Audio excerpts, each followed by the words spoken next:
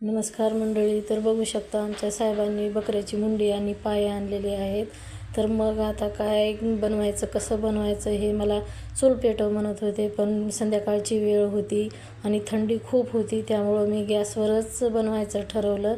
आणि बघू शकता मी सगळं साहित्य, लसूण, कांदा, टमाटे सगळं साहित्य मी एकत्र करून घेतलं आणि मी गॅसवरच कुकर लावला. कुकर लावल्यानंतर मग मी भाकरी गॅसवरच बनवायच्या ठरवले.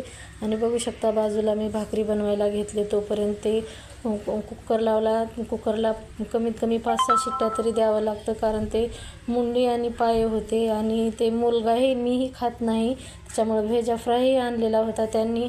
तो मी बनवतो म्हणून आमचे साहेबच बनवायला घेतले. मग काय ते मी फोडणीसाठी सगळं साहित्य मी एकत्र करून घेतलेलं होतं आणि फोडणी टाकायला चालू केलं. बघू शकता तुम्ही मस्त असं तेल तापलेलं आहे. आणि कुठलाही पदार्थ मनापासून बनवायचा असतो. कसं असतं ना, कुठलाही पदार्थ असू द्या, व्हेज असो किंवा नॉनव्हेज असो, तो पदार्थ अगदी मनापासून बनवला ना, मग बघा तो पदार्थ करताना आपल्याला जेवढा आनंद होतो तेवढाच आनंद खाणाऱ्याला सुद्धा होतो. त्यामुळे स्वयंपाक बनवताना निगेटिव्ह थॉट मनात न आणता पॉझिटिव्ह राहून केला ना, पदार्थाची चव आणखी वाढते. त्यामुळं मग तुम्ही कसं बनवता ते नक्की मला सांगा. आमच्या साहेबाला खूप आवडतो. नॉनव्हेजचे एकदम वेडा असल्यासारखं आहे.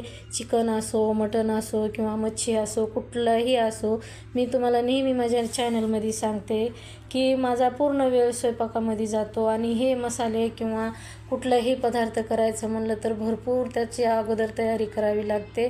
त्यामुळं मी घरीच बनवते मसाले घरी बनवल्यामुळं मला पदार्थाला माझ्या चवही छान येते.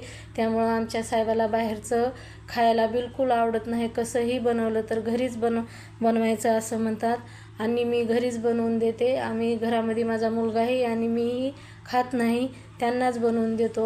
हे असं मुंडी किंवा पाये मला अजिबात आवडत नाही किंवा माझ्या मुलालाही आवडत नाही. तो सुद्धा म्हणत होता, मम्मी कशाला आणले हे पप्पांनी. तर असू दे बाबा, त्यांना बनवून देते म्हणून मी मुलासाठी अंड्याची चटणी बनवायला घेतली.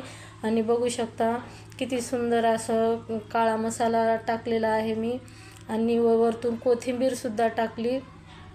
किती छान तरी आलेली आहे. आणि आमच्या साहेबाला कंट्रोल होत नव्हतं, त्यामुळं मी त्यांना सपकही थोडंसं काढून दिलं खायला. सपक काढून दिलं आणि उकळी आल्यानंतर बघू शकता छान अशी तरी आलेली आहे. काळा मसाला भरपूर टाकलेला होता मी आणि वरून खोबरंसुद्धा टाकलेलं होतं. मग तुम्ही कशी बनवता मंडळी मला नक्की माझ्या कमेंटमध्ये सांगा. मी तरी ह्या पद्धतीनं बनवते, कारण आम्ही घरामध्ये कुणीही खात नसल्यामुळं मी त्यांच्यापुरतंच थोडंसं बाजूला काढून ठेवलं सपक आणि थोडीशी भाजी बनवली आणि ते उद्या फ्राय करून दे म्हटल्यामुळं मी बाजूला ते काढून ठेवलं आणि त्यांना वाढून दिलं. मग तुमच्याकडे कोणत्या पद्धतीनं बनवता हे नक्की मला कमेंटमध्ये सांगा आणि चॅनलला सबस्क्राईब आणि फॉलो करायला